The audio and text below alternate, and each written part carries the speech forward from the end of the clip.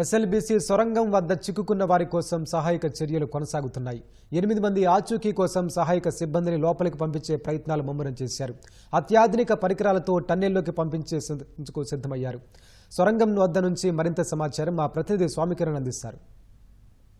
శ్రీశైలం సొరంగ మార్గంలో సహాయక చర్యలు కొనసాగుతున్నాయి. మనం ప్రస్తుతం చూడొచ్చు, లోపలికి అంటే ఉదయం నుంచి కూడా ఒక్క టీం కూడా వెళ్ళలేదు. లోకో ట్రైన్ ద్వారా ఇప్పుడు టీం వెళ్తుంది. ఈ టీం అత్యాధునిక ఎక్విప్మెంట్లను మనం తీసుకొని వెళ్తుంది. ప్రస్తుతం మనం చూడొచ్చు, రండి చూద్దాం మనం వీళ్ళు ఏం తీసుకెళ్తున్నారు అనేది. ఇది ఎన్డీఆర్ఎఫ్కు సంబంధించినటువంటి ఎస్డీఆర్ఎఫ్కు సంబంధించినటువంటి బృందం. వీళ్ళంతా కూడా లోపలికి వెళ్తున్నారు. వీళ్ళు అత్యాధునిక యంత్రాలను తీసుకొని వెళ్తున్నారు. మనం ఇక్కడ చూడొచ్చు, ఇది మనకు అంటే ఎండోస్కోపీ టైపు ఉన్నటువంటి ప్రోబ్ కెమెరా. అంటే మనం కడుపులో ఉన్నటువంటి వాటిని ఏ విధంగా ఉన్నాయో తెలుసుకోవడానికి ఎండోస్కోపీ ఎలా విధైతే చేస్తామో, నీళ్లలో బురదలో ఏముందో తెలుసుకోవడానికి ఈ ఎక్విప్మెంట్ యూజ్ చేస్తారు.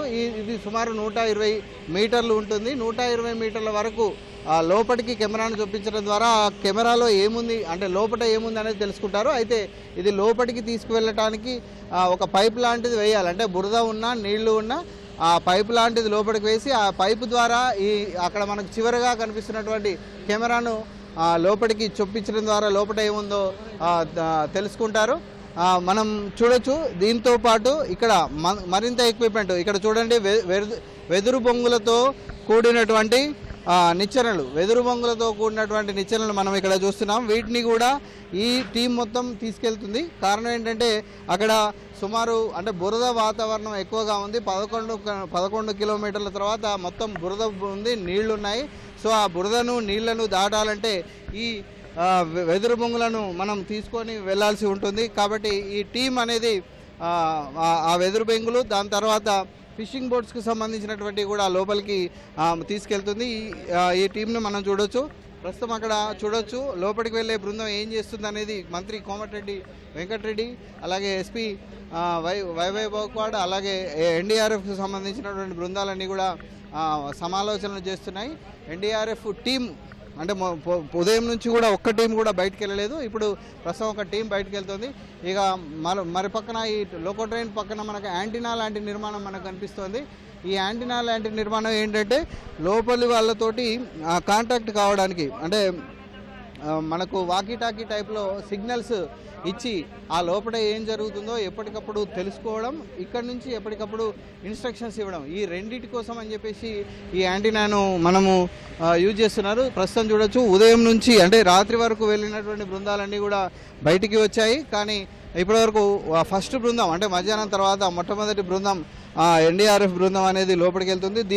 దీనిలో అన్ని సాంకేతిక సంబంధించినటువంటి పరికరాలన్నీ కూడా తీసుకెళ్తున్నారు. వీలైనంత త్వరగా అక్కడి ప్రాంతాన్ని చేరుకోవడానికి వాళ్ళు ప్రయత్నం చేస్తున్నారు. ముఖ్యంగా 40 మీటర్ల గ్యాప్ ఉంది. ఆ 40 మీటర్ల గ్యాప్ను కనుక చేరుకుంటే దాని అవతల వాళ్ళు ఈ చిక్కుకుపోయిన వాళ్ళ జాడ తెలుస్తుందని చెప్పేసి అంతా ఎక్స్పెక్ట్ చేస్తున్నారు.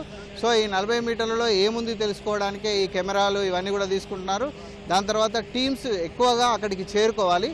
అక్కడికి చేరుకోవాలంటే ఆ బురద వాతావరణాన్ని తప్పించుకోవడానికి ఈ వెదురు బొంగు లాంటి నిర్మాణాలను తెలుసుకుంటున్నారు. దీంతోపాటు మనం ఒకసారి గమనించవచ్చు, ఇక్కడ ఇటాచీని కూడా లోపలికి తీసుకెళ్తున్నారు. ఆ ఇటాచీని లోపలికి తీసుకెళ్ళి అక్కడ బురదను మట్టిని తవ్వడానికి కూడా ఇటాచీని సిద్ధం చేశారు. ఈ ఇటాచీని లోపలికి పంపించేటువంటి ప్రయత్నం కూడా కొనసాగుతుంది. ఇవన్నీ కూడా లోపలికి వెళితే కాస్త మెరుగైన ఫలితాలు వస్తాయని చెప్పేసి వారు ఆశిస్తున్నారు. లోకో ట్రైన్కి సంబంధించినటువంటి మరమ్మతులు కూడా చేసి ఆ సమస్యను కూడా ఉదయం అధిగమించడం జరిగింది. మరికొద్ది సేపట్లో ఈ లోకో ట్రైన్ లోపలికి వెళ్తుంది. వీళ్ళంతా 2-3 గంటల పాటు శ్రమించి అక్కడ పరిస్థితిని సమీక్షించి మళ్ళీ చాలా గంటల తర్వాత బయటకు వస్తారు. అంటే నిన్న రాత్రి వెళ్ళినటువంటి బృందం ఈరోజు ఉదయానికి వచ్చింది.